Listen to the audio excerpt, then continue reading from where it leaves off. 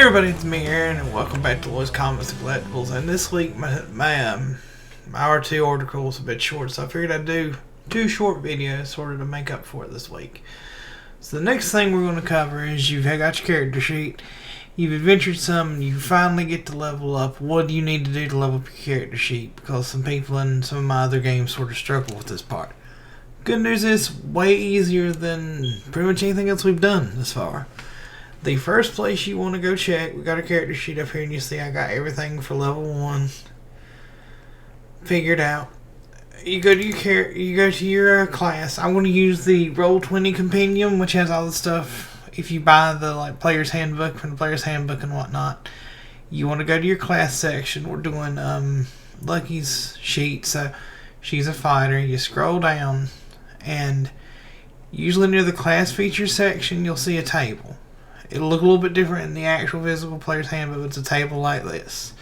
This is the first place and the easiest place to come to figure out what you do to level up. Okay, we're going to level 2. So our proficiency bonus stays 2. We get the ability Action Surge with 1 use. If you're playing a caster class, since I've been fiddling around with making a Gloomstone... Oh, this is not a good example. This is a good example of something else.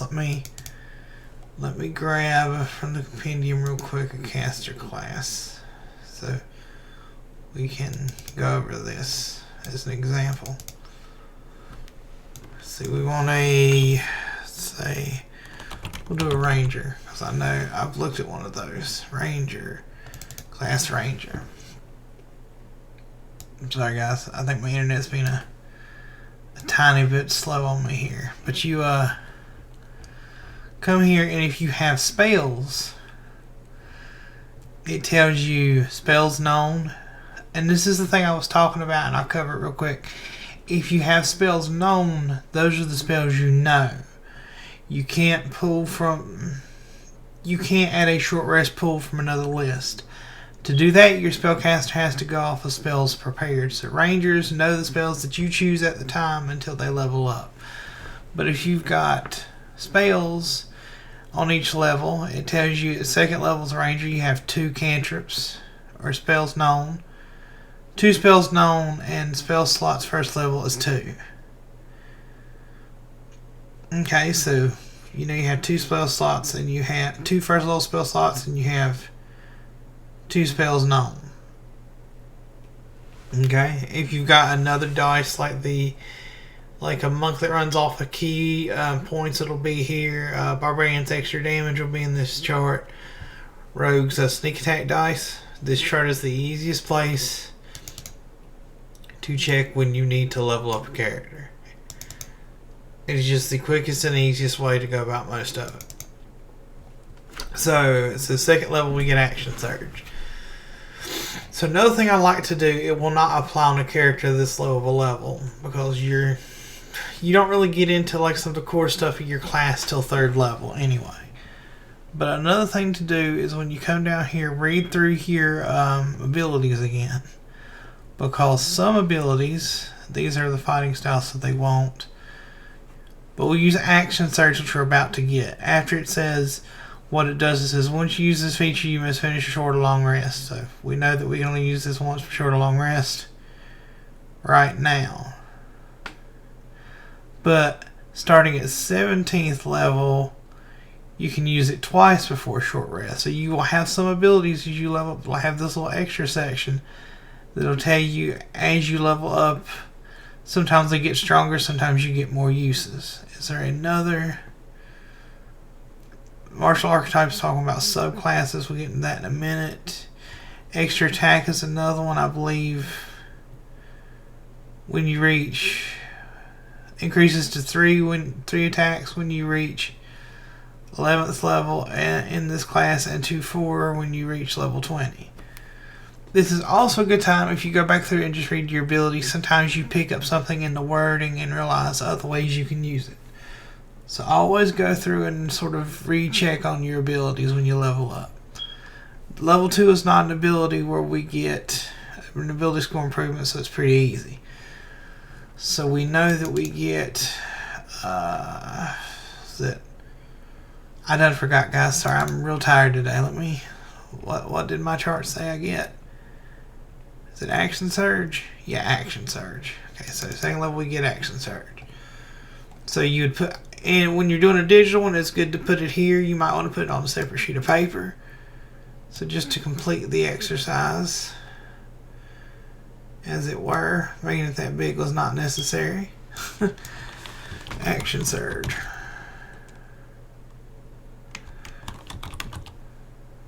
Action surge fighter class. Other action surge. So I'm going to drag and drop it down here. And Roll20 is being a little weird right now, so double posted it. I can fix that pretty easy. So that is mostly it for skills. Now while we're talking about going through your classes, cover some things for higher levels real quick. Once you get your archetype, which is at level 3, it says martial archetype. And most of the archetypes, even if they're another book, get things at the same level. So it'll tell you martial archetype feature at 7. So always go back through your martial archetype too, your subclass. It's called martial archetype for fighter. See if any of that's upgraded. Doesn't happen here because at level 3 we do get our martial archetype. Which if we were 3, you just would go to wherever it has your martial archetype. And if it's in a different book, you just pull out that book and find the page, because Arcane Archer, Cavalier, and Samurai are Xanathar's Guide to Everything. But we're a Battle Master, so let's say we were level 3. When you choose this archetype at level 3rd level, you learn maneuvers. So we know we get maneuvers and go all over that at level 3. And then it goes over everything about maneuvers, your DC for your maneuvers. Student of War, also level 3, you gain proficiency with one type of artisan's tools of your choice, and that's it. Our next thing is at level 7. So always double check through your subclass, okay? So that's pretty much everything as far as skills go through. Now there are some special notes here for casters. If you have spells known, you can switch out one spell when you level up. Unless you, I'm assuming if you get new spell slots and spells known, you can just add to it. But if you want to switch one out, you can do that when you level up. But some classes get special spells. Like these are not in the normal Rangers spell list. So the Gloomstalker gets Gloomstalker Magic, Dread Ambusher, and Umbral Sight. And it basically lets you get these spells where it says Ranger spell, Ranger level and spell for Gloomstalker spells. So 3rd level, you get Disguise Self, and these do not count towards, usually double check for your class, but usually do not count towards your spells known total. So where is, I think it said that we had 2 spell slots at level 2. Let's say it stays that way at 3. I have, that's Gloomstalker Magic, sorry guys, Disguise Self, and then the 2 other spells known that I can pick at that level. Makes sense? So you technically have 3 because your subclass gives you spells. Okay? Now, we're going to get into it here in a second, hit points, but also if your whatever stat determines the number of spells you can prepare or know, if that modifier goes up, you recalculate all your stuff for the number of spells you can prepare, and or if it changes the spells you know.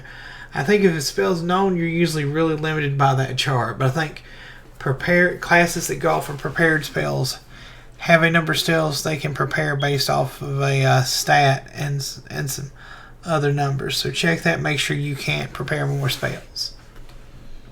Pretty simple. Admittedly, casters are a little bit more complicated, but it's not as bad as it sounds. Okay, so next up, hit points. We kind of discussed this in the creation thing, but just to go over it again. You have, at level 1, it is your hit dice. In our case of 10, you get the full value, plus your con modifier. Our con modifier is 4, so at level 1, 14 hit points. Then at level 2, you get, now this depends on how your DM wants to do it. You can either roll a hit dice, and it's whatever that result is, plus your con modifier. Most DMs I've played with say take the average, which is half plus 1, and add your con modifier. So whatever way they want to figure it, and some DMs just give you the full dice. So however your DM wants to figure it out, ask him and follow that method. So we'll use the half. Because this misconcept would be 6 plus 4, so it's 10. So she would go up to 24. So we'll put that up there because I actually have this stuff in the wrong spot. So she would go up 10 plus 14, 24. And then we'll put 24 down here. Okay. So you've refigured your hit points. You figured out everything else. You double checked everything. And you're pretty much done. Like there's not a lot to it. Now if this was 4th level or a level where you get an ability score improvement, it varies for some classes. So the fighter is not the best example because the fighters get more. But it will show up in your table as... Where's my table? Oh, I'm in a... Please don't do it wrong. Yeah, hold on, guys. It did that part wrong. So now that the back button doesn't work the way I want it to. But we don't need everything up for this last part. So we roll into D20. Log into D20. Go to the journal, because this is an example. Or the compendium fighter. Because I think I went to Battle Master in that. Oh, did I misspell it here? Fighter.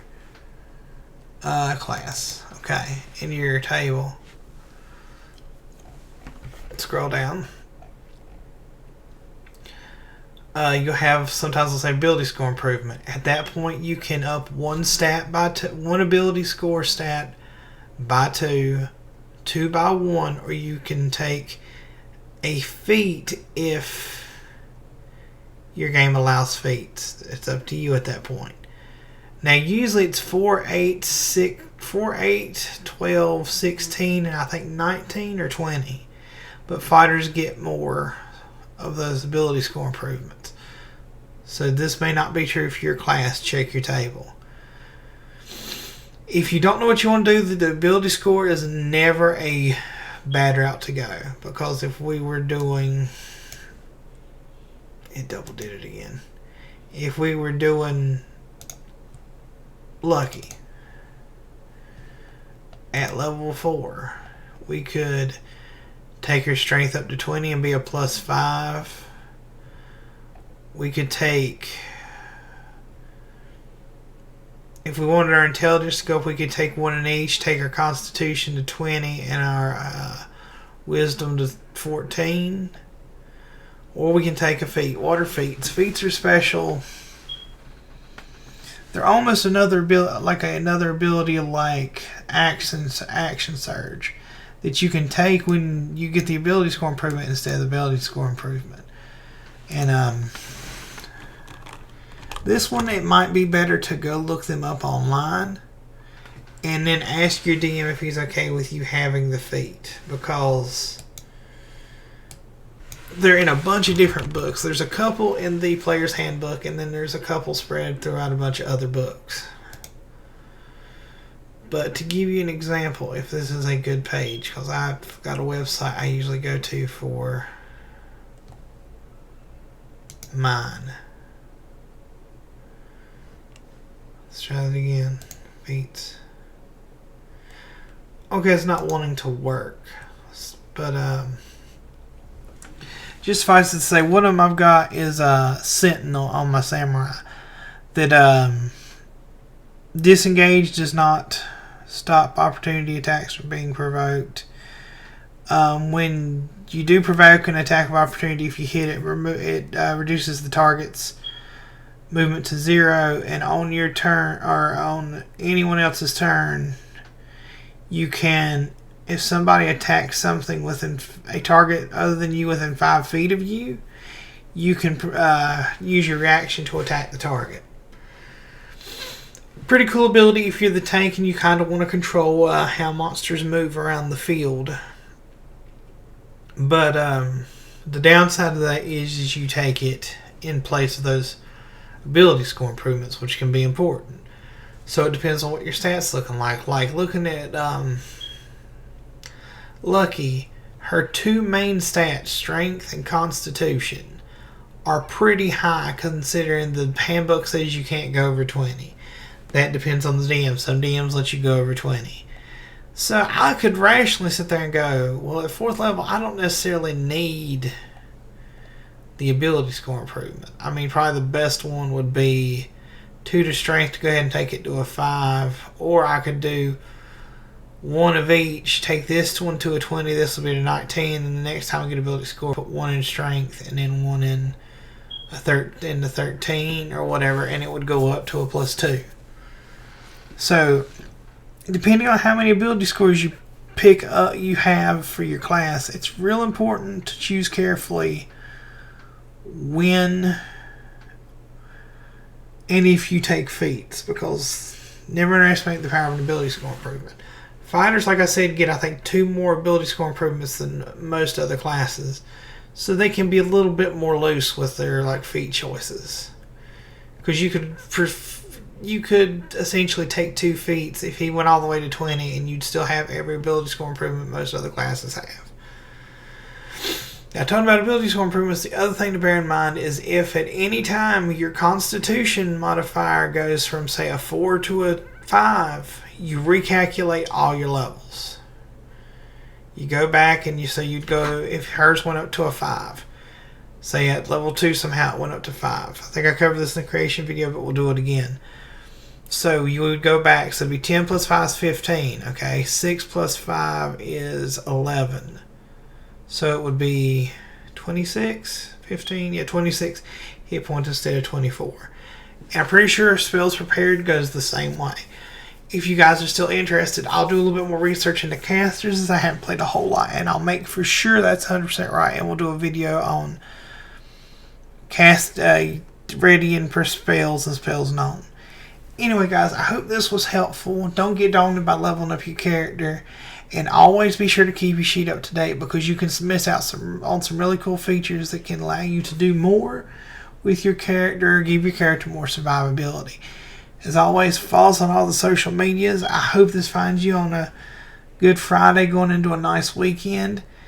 If you have any questions, post them in the social medias, and I'll try to catch them and answer them, or post them in the comment section on the website. And if you know some people that want to get into D&D, show them the series, or find a good live play. There's a bunch of them. There's Dimension 20, Critical Role. There's NADPod, which is a podcast. And seeing how other people play can inspire you and maybe get you a group together to start your own game. Anyway, guys, thank you for spending time with me, and I'll catch you next time. Peace.